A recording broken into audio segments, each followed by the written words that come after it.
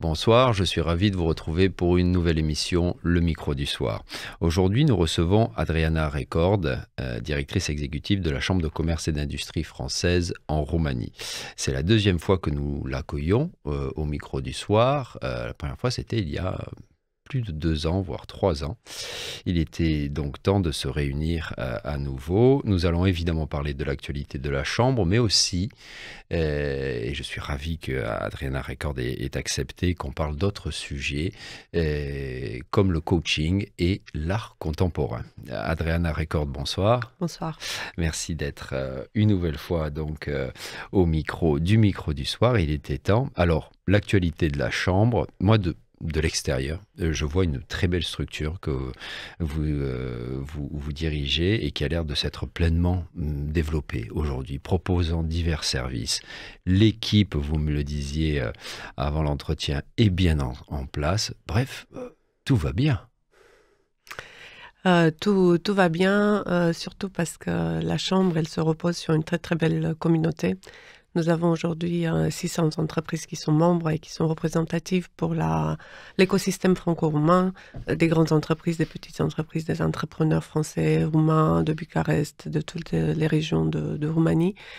Et donc, je pense que cette diversité de taille, de secteur, de style, en fait, donne une dynamique et une ambition particulière pour nous. L'équipe permanente. Et vous êtes à Bucarest, vous êtes combien? Dans l'équipe permanente, nous sommes 15 personnes. D'accord, 15. Et vous vous déplacez, ça on le voit dans vos communications, souvent en province, hein, il y a des rendez-vous d'affaires, donc vous n'êtes pas seulement à Bucarest, mais aussi en province. Exactement. Chaque année, on visite entre 10 et 15 villes différentes avec l'équipe, avec les membres du conseil d'administration, avec des entreprises pour rencontrer en fait les entreprises locales, la communauté locale, les autorités publiques locales et créer cette synergie en fait entre nos membres et les régions. Et là, c'est davantage des PME, j'imagine. Pas Pas nécessairement. Pas nécessairement, parce que les multinationales aussi, surtout celles qui sont dans les services et qui ont des filiales localisées, en fait, ont besoin de, elles aussi, se connecter davantage avec le local, en fait. Alors, avant de parler des PME, précisément ces multinationales, je pense à celles d'origine française notamment, qui sont établies en Roumanie depuis des années. On sent que la Roumanie reste un pays fort. Il y en a qui ont établi leur centre régional en Roumanie, à Bucarest ou ailleurs, dans d'autres villes. Est-ce que vous sentez précisément face au contexte géopolitique tendu aujourd'hui, que la Roumanie, plus que jamais, est importante pour une multinationale, notamment d'origine française, ou est-ce qu'il y a aussi de la crainte? Comment vous sentez l'état d'esprit de ces multinationales? Les entreprises françaises qui ont investi en Roumanie restent majoritairement fidèles à la Roumanie. Leur investissement est de longue date et il est durable. Néanmoins, on est dans un contexte économique et politique qui est particulièrement provocateur. Oui, je pensais je pensais à la géopolitique avec la guerre en Ukraine, mais nationalement, effectivement, vous le dites, c'est tendu également. Oui. Et c'est notre préoccupation principale depuis plusieurs semaines, plusieurs mois, d'avoir un dialogue soutenu d'un côté avec les entreprises et de l'autre côté avec les autorités publiques, justement pour exprimer ce besoin de stabilité politique d'un côté, de prédictibilité économique et fiscale de l'autre côté, pour assurer la compétitivité des entreprises qui ont déjà investi ici et qui doivent défendre en fait leur positionnement sur un contexte international et de défendre l'attractivité de la Roumanie pour des nouveaux investisseurs. Vous diriez que on attend avec impatience que la présidentielle soit passée pour souffler un petit peu? Le cycle électoral est perturbateur et effectivement, ça vous le sentez, hein, ouais. Ça crée un état d'attente en fait pour les décideurs, pour les projets. On espère que les élections de mois de mai passées, on reviendra en fait sur un contexte de long terme, moyen terme, long terme. En fait. De prédictibilité, oui, comme vous le disiez. Qu'en est-il des PME? Est-ce qu'il y a de nouveaux entrants, qui sont de nouvelles arrivées d'investisseurs français ou autres. Qu'est-ce qui se passe au niveau des PME et les secteurs aussi qui se développent? Sur les PME, ce qu'on observe, et ça c'est une tendance qui n'a pas vraiment changé, on observe ça depuis à peu près 2 ans, dans le contexte du recentrage industriel européen. En fait, on voit beaucoup d'entreprises françaises de taille moyenne qui sont à la recherche de fournisseurs et de partenaires industriels en Roumanie, en fait. Enfin, ils sont à la recherche de partenaires industriels dans toute la région, notamment celles qui rapatrient, en fait, qui ont commencé à rapatrier leur activité depuis l'Asie ou enfin d'autres sites de production. Et pour l'Europe de l'Est, centrale et orientale, enfin, ça a représenté une nouvelle opportunité, en fait, de se reconnecter sur une filière industrielle européenne. D'accord. Donc ça, vous avez vraiment senti ça sur les dernières années, un recentrage vraiment depuis l'Asie Sur le côté industriel, c'est clairement la tendance. Après, on voit également la tendance des PME ou des entrepreneurs dans les services, notamment technologiques, en fait, qui retrouvent en Roumanie, en fait, un marché qui croît, malgré la situation temporaire, c'est un marché qui croît. Et du coup, les solutions de plus en plus technologiques et sophistiquées trouvent pleinement leur place ici, en fait. Et puis il y a un aspect, j'imagine toujours l'aspect culturel, en tout cas pour les entreprises, les PME francophones. La Roumanie, on sent que c'est toujours un pays proche, plus proche peut-être que la Bulgarie ou la Serbie, ou aussi politiquement, c'est même, je dirais, c'est encore plus instable, hein. Je pense à la Bulgarie qui a changé 6 fois de gouvernement en 2 ans et demi, je pense. Donc là, on a une carte à jouer véritablement en Roumanie. Je pense qu'effectivement, le contexte politique européen fait que c'est un élément qui devient relatif, notamment pour une petite entreprise ou pour une start-up qui sont beaucoup plus agiles et beaucoup plus capables de s'adapter. Et la proximité culturelle, linguistique, oui, ça reste un des atouts principaux de la Roumanie, malgré le fait que voilà, de plus en plus on constate un regret en fait une régression de la langue française et qu'on souhaiterait comment dire développer davantage cette filière en fait francophone. Vous sentez qu'au niveau des entreprises, engager quelqu'un qui est francophone, ça reste pour une entreprise française francophone, ça reste important, même si on va parler en anglais majoritairement ou éventuellement en roumain, je ne sais pas, au sein des structures. Est-ce que le fait de parler français, ça reste important? Ça le reste pour 2 raisons principales. D'abord, il y a des entreprises, comme vous disiez tout à l'heure, qui ont leurs centres régionaux en Roumanie et du coup, ils ont besoin de compétences techniques en français pour adresser des questions qui sont enfin, régionales ou internationales. Et donc, ce besoin se traduit notamment au niveau des jeunes ou enfin des compétences, comme je disais, qui sont très, très techniques. Et une autre raison pour laquelle une entreprise a besoin de recruter des francophones, c'est cette tendance de faire grandir des générations de dirigeants locaux, en fait.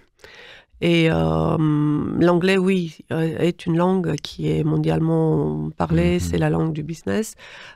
Mais parler français, ça donne un cadre, d'autres perspectives en fait dans une entreprise.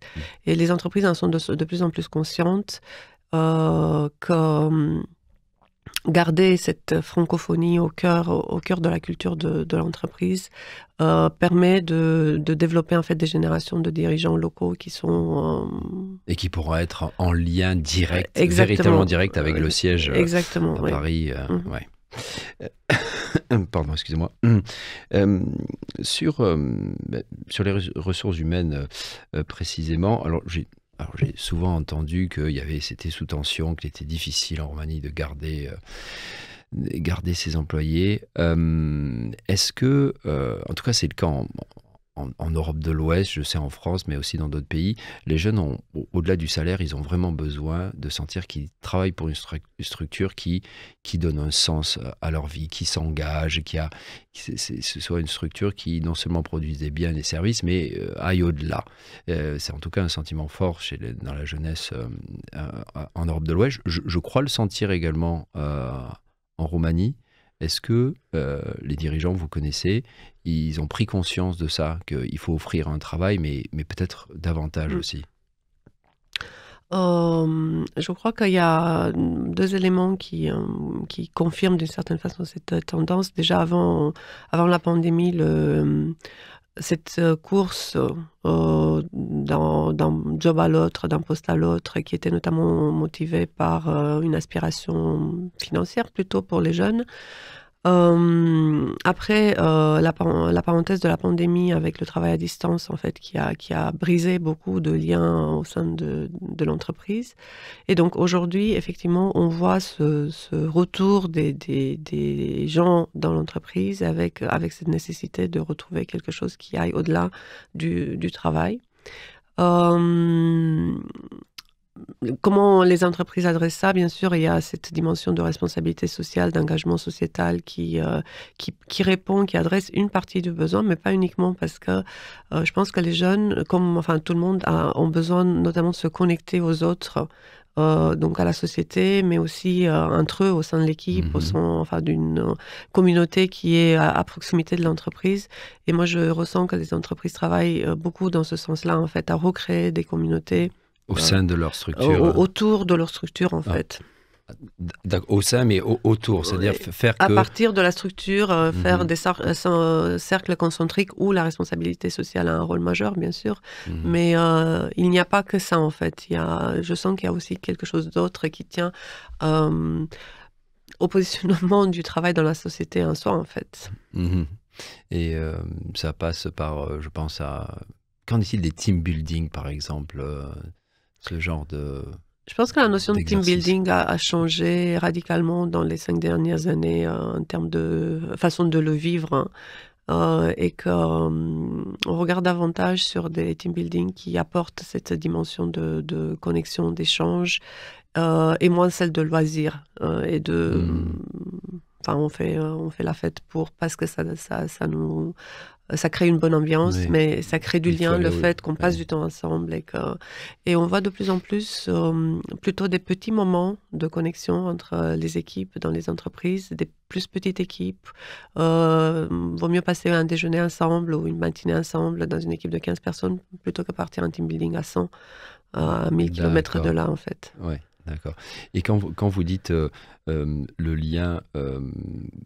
qu'il faut créer entre l'entreprise et l'extérieur, c'est encore une fois être en lien avec des structures, des ONG qui s'occupent de responsabilité sociale. Ça reste quelque chose de fort. Ça reste quelque chose de prioritaire, et de plus en plus d'entreprises ont des programmes de volontariat des salariés pour les engager dans différentes causes. En fait, ils ont plusieurs options qui donnent des journées de volontariat pendant la semaine, proposent des associations ou des projets d'entreprise pour engager les collaborateurs et ainsi de suite. Oui. Alors ce sujet-là nous amène à un autre sujet qui a attiré votre attention, on va dire ça comme ça dernièrement, c'est celui du coaching. Alors vous allez nous dire, si vous le voulez bien, comment ça vous a intéressé et qu'est-ce que c'est d'abord le coaching pour vous? L'idée du coaching m'est venue dans un contexte où je réfléchissais comment changer de style de management. Moi-même, j'avais besoin de faire un changement pour mon organisation. Ah oui, c'est parti de la chambre. Vous avez senti ça? Exactement. Ça faisait plusieurs années que je développais une équipe avec des changements, des transformations. Et à un moment donné, j'ai senti le besoin de le faire différemment. Et je regardais le coaching comme un moyen, en fait, de travailler davantage cette autonomie, de faire rayonner l'équipe, de prendre un peu de distance par rapport au quotidien et et accompagner de façon différente. Et donc, pour moi, le parcours du coaching a démarré ainsi. J'ai fait un cours pendant plusieurs mois, assez applicatif, en travaillant en parallèle avec,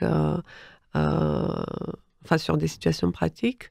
Et à partir de là, en fait, j'ai découvert que, j'ai été fascinée par la capacité de transformation du process. Parce que le coaching, finalement, oui, c'est des méthodes, mais c'est surtout un process. Et en appliquant les méthodes et en donnant crédit au process, on arrive toujours à...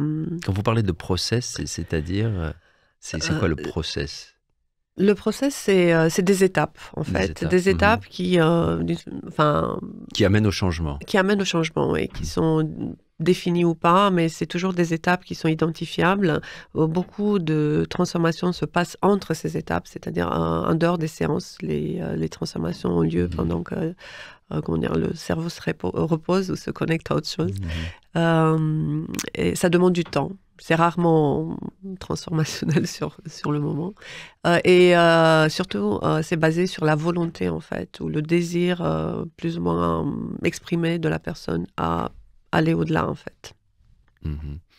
Et vous, donc c'est une activité aujourd'hui, donc vous pratiquez, vous mettez en application au sein de la chambre, j'imagine, au sein de votre équipe, mais aussi au-delà, c'est quelque chose que vous avez envie de développer, vous personnellement.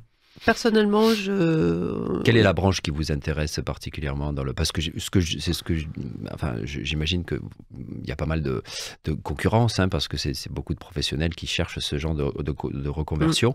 Vous, par rapport à ça, quelle est la niche que vous aimeriez développer? Je travaille en parallèle avec quelques personnes sur des process de coaching. J'aime beaucoup travailler avec des entrepreneurs. Parce que j'aime beaucoup Donc plutôt le top management. Beaucoup des entrepreneurs en tant que tels, en fait, des gens qui ont des business, qui sont en phase de... Petits ou grands. Petits, moyens ou grands, peu importe. L'idée, c'est souvent, j'ai développé quelque chose, j'en suis fière, j'arrive sur un plateau, comment je vais plus loin, en fait, comment je développe mon entreprise, comment je détache ma personne de mon business, comment... Donc c'est travailler avec le dirigeant qui vous intéresse. Exactement. Mais pour moi, ça reste quand même une activité plutôt marginale, plutôt en parallèle de ce que je fais tous les jours, en fait. D'accord. Il y a une question qui toujours me vient quand je pense au coaching, c'est à l'aspect psychologique. Je pense quand on est intéressé par ce champ-là, on est intéressé par la psychologie humaine de façon générale. Quelle est pour vous la frontière entre le coaching et pas la psychothérapie, mais enfin la psychologie, disons, de façon générale? Toute interaction humaine est psychologique. L'échange se base sur la psychologie. Mais dans la pratique du coaching, il y a une distinction très claire de la psychothérapie qui demande un set complètement différentes compétences. Donc, le coaching ne se repose pas sur les mêmes méthodes, sur les mêmes techniques et n'a même pas les mêmes objectifs, en fait. Parce que, globalement, la psychothérapie travaille sur le passé de la personne, alors que le coaching se focalise davantage sur l'avenir, en fait, sur la capacité de l'individu à se projeter dans un avenir et de travailler avec soi-même, avec ses décisions pour y arriver. Mais j'imagine que vous devez sentir parfois qu'il y a des aspects psychologiques qui entrent en ligne de compte ce que je veux dire, c'est est-ce que parfois vous avez déjà eu un dirigeant en face de vous et vous vous êtes dit qu'il aurait plutôt besoin d'une psychothérapie parce que pour que véritablement le process fonctionne, il y a un changement plus de fond qui est nécessaire. Et c'est souvent le cas, en fait. Les deux process peuvent se dérouler en parallèle. Et là, à ce moment-là, il faut savoir dire, écoutez, voilà où je peux aller avec vous, mais... Absolument. C'est un échange qui doit être complètement transparent. Ça vous est déjà arrivé, ça, de se retrouver dans ce genre de situation? C'est quand même pas facile de dire à quelqu'un, vous savez, je pense que vous auriez besoin d'aller voir quelqu'un. Je pense que les gens qui sont ouverts à ce type de démarche, en fait, ils sont ouverts à comprendre, à mieux comprendre leurs besoins, et même s'ils ne réagissent pas tout de suite, ou enfin ils se retirent, Oui, la pensée fait son voilà, chemin à fur et à ouais. mesure, et même si le déclic n'est pas immédiat, après, il y en a qui arrêtent le coaching et commencent une psychothérapie, ou l'inverse, en fait, ou jamais, en Ouais, fait. ouais, Toutes les options sont sur la table. Ça dépend, encore une fois, étant basé sur la volonté de la personne à travailler sur soi-même. La personne est la maîtresse, en fait, le maître de ce changement. Mhm. Et est-ce qu'il y a des liens entre, je me pose cette question maintenant, j'y avais jamais réfléchi, entre le coach et la psychothérapie. Est-ce que ces deux secteurs d'activité, on va dire, ont des relations entre eux? Est-ce que le coach va diriger vers tel ou tel psychothérapeute, ou inversement? Est-ce que ça arrive? Déjà, il y a beaucoup de psychothérapeutes qui peuvent faire du coaching, qui ont fait Ah, aussi, d'accord. qui se sont certifiés au Mhm. coaching. Il y a une branche, en fait, qui est spécialisée, en fait, qui réunit les deux, et qui, comment dire, travaille dans certaines Mhm. circonstances qui sont peut-être un peu particulières. Donc oui, il y a des passerelles entre les deux. Je dirais pas qu'il y a des références entre les deux. Personnellement, j'ai jamais donné une Mhm. référence de Mhm. psychothérapeute D'accord. à quelqu'un avec lequel j'ai fait du coaching, Mais parce que ça peut le faire. Enfin, ça peut arriver, oui. ça pourrait, mais Mhm. ça dépend. Mhm. Mhm. Et vous, en tant que dirigeante, cette expérience avec le coaching, vous avez vu, parce que ça fait un petit moment que vous y intéressez, une évolution, enfin, avec votre équipe, vous avez vu les bienfaits, clairement.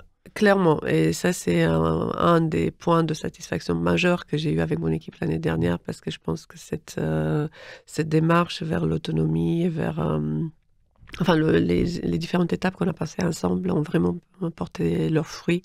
Et moi, je dis aujourd'hui que je suis très fière. J'ai la meilleure équipe que j'ai jamais Ouais. eue, en fait. Ouais, précisément parce que vous avez mis en place aussi ce process, comme vous le dites, Et à parce la qu'il y a eu chambre. Ouais. cette chimie, en fait, et Mhm. que, comment dire, c'est un dialogue, c'est un pacte Mhm. entre les deux. Mhm. Et vous avez été tout à fait transparente par rapport à ça. Hein, Absolument, ouais. mhm. Adriana Ricor, j'aimerais que vous nous parliez maintenant de notre domaine qui vous est très cher, qui n'a rien à voir avec le monde de l'entreprise, enfin, quoique. C'est celui de l'art contemporain. Euh, Pourquoi vous aimez l'art contemporain? Euh, Ça, c'est une question difficile, pourquoi j'aime l'art contemporain, mais c'est un domaine qui est très lié à l'entreprise. Déjà, enfin, mon expérience dans l'art contemporain a commencé à travers l'entreprise. Bien sûr, j'en étais sensible depuis très longtemps, mais il y a quelques années, dans un process de mentoring, en fait, parce qu'avant d'être coach, j'avais déjà cette préoccupation, en fait, de travailler avec des entrepreneurs. Donc, je faisais déjà du mentoring. J'ai commencé avec un ami, en fait, à travailler sur un projet Quand entre vous dites mentoring, ouais, pour préciser un petit peu, la différence entre le coaching et le mentoring. ouais. Le coaching, c'est un process où le coach, en fait, n'intervient pas à travers son expérience personnelle. En fait, il Hmm. guide la méthode, il guide le process. Le mentoring, c'est un échange, en fait, où on partage et on apprend les uns des autres. Et donc, j'avais commencé ça avec un ami qui avait un projet de mettre justement l'art dans l'entreprise. Et on a travaillé pendant 2 ans ensemble autour de ce projet, en structurant en fait le business case. Et en retour, moi j'ai eu cette ouverture extraordinaire sur ce que c'est l'art contemporain en Roumanie, et surtout, enfin, ouvrir d'autres perspectives sur comment, enfin, la position de l'art contemporain un peu dans le monde actuel. Mm. Donc l'idée de ces collaborations, c'était euh, intéresser davantage le monde de l'entreprise à l'art contemporain. Comment Exactement. l'art contemporain pouvait apporter... Quelle est la place, oui, Ouais. de l'art contemporain dans l'entreprise, autant pour les collaborateurs, et post-pandémie, c'est vraiment un sujet qui devient de plus en plus important, parce que ça permet de créer du lien, et justement ça contribue à cette idée de sens dont on Mhm. parlait tout à Mhm. l'heure. Mhm. mais aussi pour le positionnement de l'entreprise, parce que l'association entre l'art et l'entreprise, elle n'est pas nouvelle, en fait. Il y a des grandes entreprises Oui, qui ont le toujours, mécénat, oui, oui. exactement, qui ont utilisé l'art comme une façon de créer, de rayonnement de marque. Et donc, tous ces éléments-là, comment ils sont adoptés, en fait, par les entreprises en Roumanie et comment rendre, en fait, un business dans l'art rentable et une vraie aventure d'entrepreneuriat, le faire grandir. D'accord. Donc ça va. Donc il y a déjà des entreprises que vous connaissez ici en Roumanie, donc qui, au-delà du mécénat, qui s'impliquent et qui font que leurs employés aussi puissent avoir un rapport avec l'art. Absolument, absolument. Il y a des entreprises qui, enfin, la personne avec laquelle j'ai travaillé, sa galerie, ont développé ce programme en fait de abonnement. Abonnement d'art, en fait, les entreprises, elles Alors comment ça fonctionne exactement? créent des galeries, en fait, d'œuvres artistiques dans les entreprises, en fait, dans les couloirs de l'entreprise, dans les bureaux, sur certaines thématiques, sur certaines valeurs. Enfin, chaque entreprise, elle définit un petit peu enfin, c'est le galeriste qui définit le concept, ce qui permet à exposer de façon quotidienne, en fait, les gens aux œuvres artistiques. Et donc, c'est des programmes longue durée. Il y C'est a carrément des expositions exactement au sein des... des mini-expositions qui changent périodiquement dans l'année. Après, il y a des événements dans la galerie, en fait, qui permettent de connaître d'autres types d'artistes ou avoir d'autres types d'interactions qui sont plus médiées que celles dans l'entreprise. Donc, il y a ce partenariat qui permet, en fait, à amener les collaborateurs en contact avec l'art et à ouvrir en fait cette capacité de compréhension au-delà de l'expertise, de l'ouvrir un peu sur le conceptuel, sur les symboles, enfin Je reviens à ma question. Vous, personnellement, je vais la formuler différemment, qu'est-ce qui vous touche de façon générale dans l'art contemporain? Si on met, en mettant de côté le monde de l'entreprise. Moi, j'étais toujours fascinée par le monde des idées et des concepts. Donc, je trouve que l'art contemporain, dans sa phase plus contemporaine, en fait, a eu cette, comment dire, Cette évolution, oui, et plus cette explosion conceptuelle qui était extrêmement forte, en fait. L'art contemporain, aujourd'hui, il est très, très conceptuel. Et c'est comme un effet de balancier, d'ailleurs, parce qu'il est de plus en plus abstrait, de plus en plus symbolique, en se coupant même des références réelles. Et on voit de plus en plus un retour d'un art contemporain qui est plus tourné vers le figuratif, un ancrage dans la réalité.